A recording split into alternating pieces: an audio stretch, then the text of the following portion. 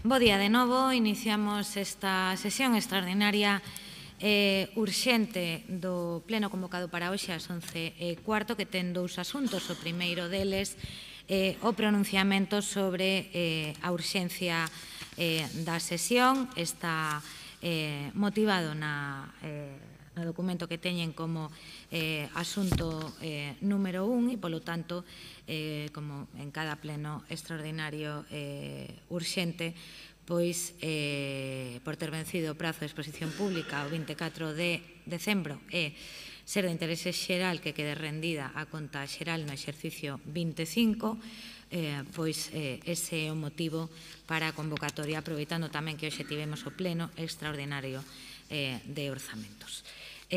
Así que, asunto número 1, señor secretario. Pronunciamento sobre urxencia da sesión. Ben, votos a favor. Grazas. Votos en contra. Abstencións. Ben, pois, acordada a urxencia. Pasamos ao asunto número 2, señor secretario. Asunto número 2, aprobación da conta xeral do Concello da Coruña correspondente ao exercicio 2024. Ben, neste caso ten a palabra o voceiro do Goberno, señor Laje Tuñas, e despois hai unha única quenda de 4 minutos. Señor Laje, cando queira. Grazas, señora alcaldesa. Bo día a todas e a todos de novo. Celebramos o pleno extraordinario para a aprobación da conta xeral do Concello da Coruña correspondente ao exercicio 2024. A proposta de acordo é aprobar a conta xeral da Corporación do exercicio 24, integrado por a conta do propio Concello, os estados e contas anuais da Empresa Municipal de Augas da Coruña, Malsa, os estados e contas anuais da Empresa Municipal de Vivenda, Servizos e Actividades, EMUSA, como sociedades mercantis de capital íntegramente de propiedade municipal, os estados e contas anuais da Sociedade Mercantil de Capital Mayoritario Municipal e Darbens, a conta do Instituto Municipal Coruña Espectáculos, a conta do Consorcio de Turismo e Congresos, a conta do Consorcio para a Promoción da Música, a conta da Fundación Emalsa e a conta da Fundación Luís Sebane. A conta foi posta a disposición dos grupos políticos o 16 de outubro de 2025. A conta xeral foi dictaminada na Comisión Especial de Contas celebrada o 1 de decembro de 2025.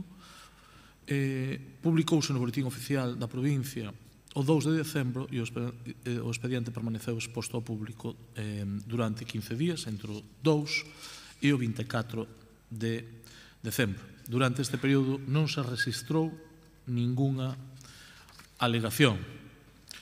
Cabe recordar que a análisis financiera estudia o equilibrio financiero da mesma, a capacidade para cumprir en tempo e forma as obrigas con terceiros, con respecto ao equilibrio financiero e a solvencia da entidade local. Cabe recordar que coa reactivación das regras fiscais no exercicio 24, a utilización do superávit resultante da liquidación orzamentaria do 23, que no ámbito local se realiza a través do remanente de tesorería para gastos xerais, terá efecto sobre o cumprimento do superávit orzamentario e a regra de gasto do exercicio. Os datos da conta xeral reflicten unha situación de equilibrio financiero. Creo que podemos destacar diferentes magnitudes, tiveron a disposición todos os datos. Os indicadores axustados á realidade do Concello amosan solvencia a curto prazo para facer fronte ao pago das obrigas. O Concello, na actualidade, cabe recordar que dispón dun plan de disposición de fondos que foi aprobado por resolución de data 31 de xaneiro de 2022 e gustaríame facer algunhas consideracións sobre a execución do orzamento de ingresos. Nas operacións correntes, a relación entre os dereitos recoñecidos netos e as previsións definitivas é do 98,21%, o que supón un elevado grado de execución, 98,21%. A relación entre os cobros líquidos e os dereitos recoñecidos netos é do 87,67%, o que, evidentemente, pon de manifesto un nivel elevado de recaudación nos recursos correntes, e a porcentaxe que supoñen os cobros líquidos respecto ás previsións definitivas chegan ao 86,09%. Bueno, a execución do capítulo 7 de ingresos ascendeu neste exercicio a superar o 280%. Hai que incluir aquí previsións de financiamento da Diputación Provincial e tamén os fondos Next Generation, de forma singular a financiación da subvención IDAE para a renovación de instalacións e, a execución do capítulo 9 é do 30,48, unha baixa porcentaxe que explícase pola carencia nos préstamos formalizados que dá lugar a que se dilate no tempo a disposición dos mesmos, como xa lles explicaba con anterioridade no anterior pleno. A execución do orzamento de gastos, a relación entre as obrigas recoñecidas netas e os créditos definitivos é do 92,79, o que supón un nivel de execución, creo que, elevado. 92,79 de obrigas recoñecidas netas e créditos definitivos. A relación entre os pagos líquidos e as obrigas recoñecidas netas é do 98,59, poñendo de manifesto unha alta execución material dos pagos. Os pagos líquidos por operacións correntes do orzamento ascenderon ao 91,48 dos créditos definitivos e respecto ás obrigas recoñecidas nestas pendentes de pagamento en base aos datos dos derradeiros anos podes estimar o pago do 100% das mesmas no exercicio 2025. Evidentemente, podemos facer consideracións de todo tipo.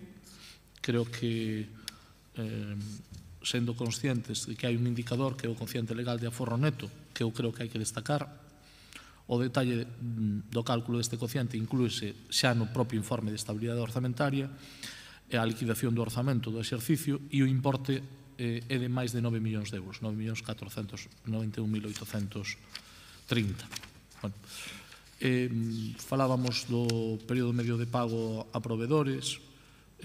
Creo que fixemos tamén algunha alusión no pleno que vimos de rematar. Creo que, sendo todo millorable, o exercicio 24 rematou cun período medio de pago a proveedores de 28,78 días. Quero recordar que no 2025 tuvemos meses que estuvemos por riba do 30, pero xa en outubro e novembro estamos en 19 e 20 días respectivamente no período medio de pago a proveedores, o cal creo que indica unha melloría notable. Para non estenderme moito máis, creo que desde o mes de outubro puderon analizar en detalle a conta xeral. A conta fai un análisis das principais magnitudes económicas do Concello en términos de eficiencia e de eficacia.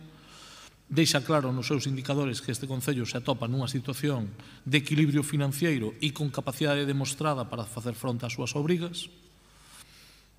Os datos que veño de resaltar creo que son de interese respecto do nivel de execución orzamentaria, 97,29 tendo en conta todas as partidas de gasto, obrigas recoñecidas que se achegan aos 324 millóns de euros. Pechamos o ano con un período medio de pago a proveedores de 28,78 en 2024. A propia conta xeral tamén confirma a capacidade inversora do Concello, o segundo ano de maior investimento deste Concello, con case 45 millóns de euros en obrigas recoñecidas sumando os capítulos 6 e 7, inversións e transferencias de capital. Creo que o remanente de tesorería para gasto xeral axustado nos 10,1 millóns de euros, o aforro neto que se sitúa, como lles decía, en 9,4, son datos importantes. Creo que a débeda viva do ano 24, que a poden ver aí, que representaba o 16,38, estará agora a 31 de decembro en 15,08, é dicir, que nos movemos en cifras de débeda viva moi razoables, en torno a un 15-16%, 16,38% no peche do exercicio 24, 15,08% no peche do exercicio 25. Todas estas cifras creo que demostran que a xestión que se está a facer vai polo bo camiño, que se goza dunha situación financiera saneada, con capacidade de investimento, de asunción de compromisos, malia ter moitas veces a administración local, moitas veces, como todos sabemos, que facerse cargo de competencias impropias en diferentes ámbitos, dende o educativo a todos os servizos sociais. En calquera caso, a conta xeral xa foi avaliada, foi exposta, non constan alegacións durante o seu período de exposición pública e, polo tanto, entendo que non é preciso incorporar moitos máis elementos ao debate para a súa aprobación. Nada máis e moitas gracias. Grazas, señor Laje. Turno para o BNG. Señor Jorquera. Grazas. Centrándome xa na conta xeral correspondente ao exercicio 2024, o informe indica que o exercicio se pechou cun resultado de algo máis de 72,5 millóns de euros e houve modificacións orzamentarias a respecto dos orzamentos iniciais por un importe total de preto de 61 millóns de euros. Tanto en ingresos como en gastos, a conta xeral reflicte un alto nivel de execución, mas o grao de execución nas operacións de capital descende significativamente. Así, no capítulo 6 de investimentos reais, a execución só foi do 27,23%, moi inferior ao máis dun 51% de 2023. Sen dúbida, o feito de que en 2023 houvese eleccións municipais fixo que o goberno local se preocupase máis de executar investimentos, motivo polo que lembramos, unha vez máis, que non abonda con orzar, é imprescindível mellorar o grao de execución. Agardamos que o teñan en conta cara aos orzamentos de 2026 e non agarden a 2027 por ser ano electoral. O informe da Tesourería Xeral reflicte unha situación de equilibrio patrimonial e financeiro, polo que o fondo de manobra real é positivo en case 43 millóns de euros, frente aos algo máis de 12,5 millóns de 2023. O saldo do remanente de tesourería para gastos xerais axustado e positivo é máis de 10 millóns de euros, cando ese saldo en 2023 era negativo en 5,5 millóns. E o informe tamén salienta que os indicadores de liquidez inmediata e solvencia amosan solvencia a curto prazo para facer fronte ás obrigas. A evolución de todos estes indicadores, en xeral, mellora a de exercicios anteriores. Pero fora disto, hai outros aspectos que nos preocupan. É o caso, aínda que se acaba de facer mención agora, dos datos do período medio de pago, manifestamente melloráveis desde o noso punto de vista. Así é de destacar que o período medio de pago global é significativamente superior ao período medio de pago do Concello, alcanzando algúns meses cifras alarmantes. Todo isto é indicativo de que o principal problema se concentra nos entes dependentes do Concello e ten a ver con problemas estruturais nalgúns destes entes que temos alientado moitas veces. Por poñer un exemplo, o informe de intervención relativo á conta xeral do INCE reflicte un resultado negativo do exercicio non axustado de case 600.000 euros e saldos negativos no remanente de tesourería total e no remanente líquido de tesourería para gastos xerais. Advirte tamén de existencia de gastos por máis de 1.250.000 euros que, de ser imputados ao orzamento, aumentaría o saldo negativo do remanente líquido de tesourería para gastos xerais até máis de 1.300.000 euros. En definitiva, advirte dunha situación de liquidez no curto prazo do INCE que é recorrente e, por iso, hai que adoptar medidas para tallala. Por último, a Tesourería Xeral volve a advertir, como fixera en anteriores informes, de que existen limitacións importantes a hora de facer un análise de información contábil do inmobilizado, investimentos inmobiliarios e patrimonio público CHAM. Segundo o informe de Tesourería Xeral, existe unha valoración irreal destes elementos e, máis unha vez, salienta que o Concello segue carecendo dun inventario de bense contábil, polo que o balance da situación non reflicte a imaxe fiel da entidade no seu aspecto patrimonial.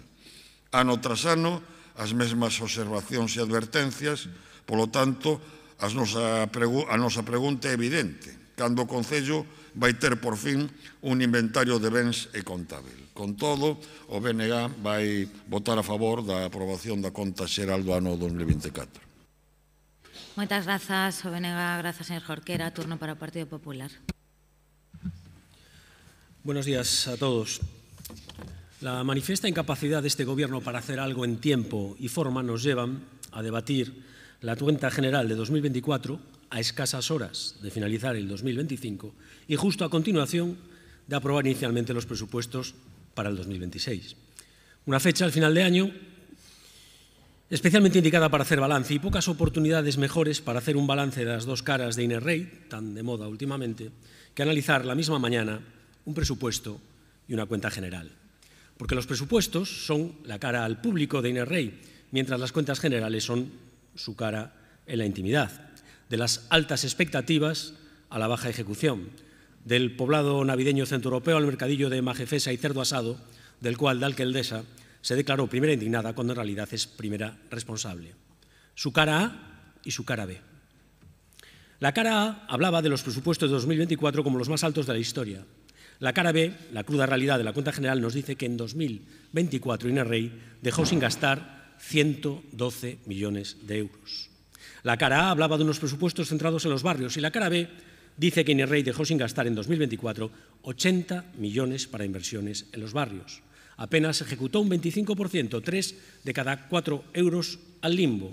Desde que gobierna Inés Rey hasta el 31 de diciembre de 2024, más de 300 millones de euros para nuestros barrios se quedaron solo en papel. Señor Laje, la tesorería no miente. Son datos sacados del informe de la tesorería a la cuenta general. La cara A hablaba de unos presupuestos presuntamente progresistas que no dejarían a nadie atrás. La cara B demuestra que dejaron sin invertir el 45% de emergencia y renta social, que han vuelto a dejar sin beca comedor a más de 500 niños y que han dejado sin ejecutar el 75% de la partida dedicada a rehabilitar vivienda. En estos 6 años, los coruñeses le hemos entregado a la señora Rey 1.000 millones de euros en impuestos. ¿Para qué? Lo recauda para su cara A, pero su cara B demuestra que es usted ineficaz e ineficiente a la hora de invertirlos. Y el año que viene será otra vez lo mismo, porque a falta de 3 meses para acabar el año, tienen sin gastar 117 millones de euros correspondientes a inversiones de un total de 137. No sea trilero, señor Laje.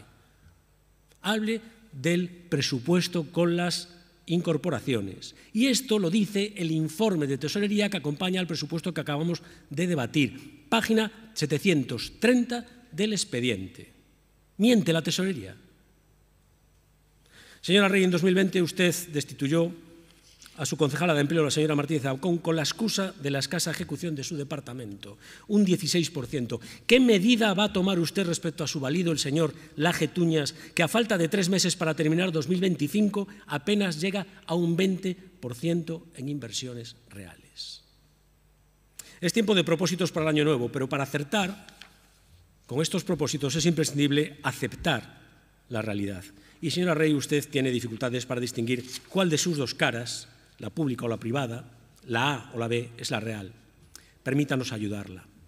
No tenemos nada en contra de que usted quiera ser apóstol del sanchismo y que, por tanto, califique todo aquello que le contraría como fango o bulo. Pero estamos hartos, señora Rey. Este grupo ni ha denunciado ni ha sido denunciado por acoso.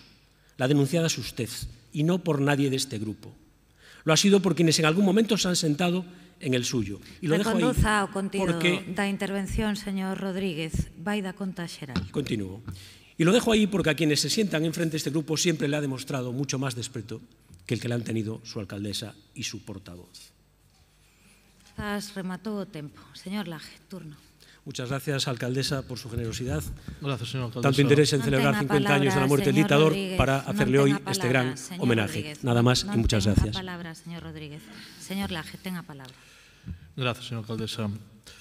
Señor Jorquera, agradecerlle a súa posición dende a discrepancia e a crítica, como non pode ser de outro xeito. Entendemos que as súas aportacións persiguen, lóxicamente, a millora do funcionamento do Concello. Como cada exercicio vencido, traemos ao Pleno a conta xeral un requisito de fiscalización que todas as corporacións temos que cumprir e que xa pasou todos os trámites previos. É evidente que, cando falamos dos datos do 2024, estamos a falar dos datos que permiten avaliar a saúde económico-financiera do Concello, que ese é o debate da conta xeral. Explicar o que é un orzamento, desde logo, non me corresponde a min. O que sí lle podo decir é que un aforro neto que se sitúa nos 9,4 millóns de euros e un remanente de tesorería para gasto xeral axustado nos 10,1 millóns de euros, é un dato certo co que pecha o Concello pechou o 2024. A débeda viva, que representaba o 16,38% no 2024, cos datos deste mes e antes de que se faga as amortizacións correspondentes estaba nun 24. Pecharemos mañá 31 de decembro cunha débeda do 15,08, débeda viva. Capítulos 6 e 7. Obrigas recoñecidas casi 45 millóns de euros de investimento. Calquera persoa que vaya a unha hemeroteca pode comprobar que o ano de maior investimento na historia da cidade foi o ano anterior con 49. Non está inventado, está publicado. Este é o segundo millor ano, o 24, con 45 millóns de euros de obrigas recoñecidas. E sí, efectivamente, hai un plan de barrios plurianual que significa invertir nos barrios da cidade 125 millóns de euros. Eso non é nin máis nin menos que unha previsión que todos os anos podemos ir facendo o seguimento. Este ano camiñamos cara 40 millóns de investimento. Estamos no 25, quedan o 26 e o 27. O que sí podemos afirmar con rotundidade é que nos últimos 20 anos non se ten acometido un plan de barrios tan ambicioso como que puxo este goberno sobre a mesa e sobre o que está refrendado tanto no acordo orzamentario do 2024, nos orzamentos do 2025 e neste acordo orzamentario do 2026. Creo que os datos que sempre se querían cuestionar, cos niveles de execución orzamentaria, poden tirar dos informes de organismos que creo que non son sospeitosos de parcialidade, como o Consello de Contas, que afirma que a primeira cidade de Galicia en execución orzamentaria é a Coruña. Hai un dato. A execución orzamentaria do ano 24 alcanza o 97,29%, cunhas obrigas recoñecidas que se achegan aos 324 millóns de euros. E un período medio de pago a provedores do 28,78 días, é dicir, non chega a 29, entra dentro do período estimado. O Concello atópase nunha situación de equilibrio financiero, con capacidade demostrada para facer fronte ás súas obrigas. E, desde logo, creo que con paso firme, investimentos aprobados e coa firme determinación de levar adiante todas esas actuacións que están planificadas, deseñadas e que se están licitando, creo que semana tras semana, como se está dando conta das mesmas, unha xunta de goberno detrás doutra. Esos son os datos fríos, pero tamén esclarecedores da acción de goberno. Creo que esta conta xeral é o fiel reflexo, como di a súa propia memoria, do realizado en 2024.